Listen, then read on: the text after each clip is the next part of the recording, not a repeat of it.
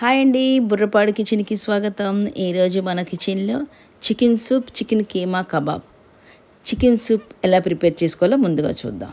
Stove వెలిగించుకొని boneless chicken వేసుకొని, salt వేసుకొని, ఆయిల్ వేసుకొని మూత పెట్టి బాగా వేగిన తర్వాత మనకి ఎంత క్వాంటిటీ చూసుకొని వాటర్ వేసుకొని అందులో దించిన వెల్లుల్లి, అల్లం వేసి పచ్చిమిర్చి, ఉల్లిపాయ, టమాటా, సాల్ట్, పెప్పర్, కొత్తిమీర స్కిప్ అయింది, కొత్తిమీర ఇవన్నీ వేసి బాగా మరిగించుకోవాలి.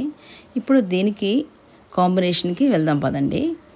కబాబ్, చికెన్ కబాబ్కి చికెన్ చిన్న చిన్న ముక్కలు కోసుకొని కొత్తిమీర, పచ్చిమిర్చి, ఉల్లిపాయ ఈ మూడు తీసుకొని ఇప్పుడు అల్లం, వెల్లుల్లి, కారం, మిరియాలు, గరం మసాలా, శనగపిండి, నిమ్మకాయ, ఉప్పు ముందుగా మనం మిక్సీ కొట్టాలి.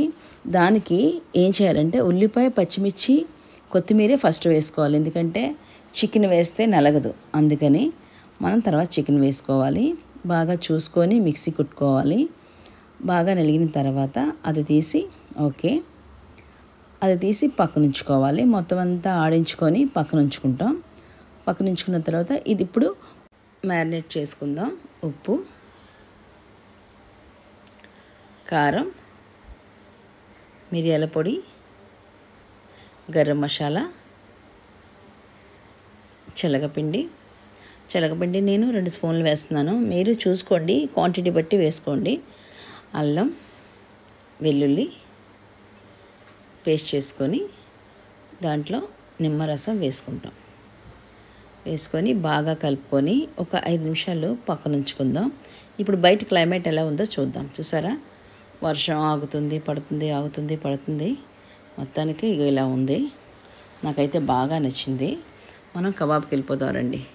స్టవ్ మీద కడాయించుకొని స్లో ఫ్లేమ్ మీద మాత్రమే వేయించుకోవాలి. ఆయిల్ అంత ఎక్కువ అవసరం లేదు, చూసుకోండి. లైట్గా వేసుకొని ఒకదాని తర్వాత ఒకటి నీట్గా చేసుకోండి.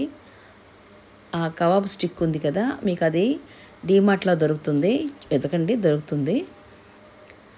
అది చేసుకొని అలాగ అన్ని లైన్గా చేసుకోండి. చూడండి, ఒకదాని తర్వాత ఒకటి వేస్తాం కాబట్టి కొన్ని వేగుతాయి, కొన్ని ఇంకా వేగవు.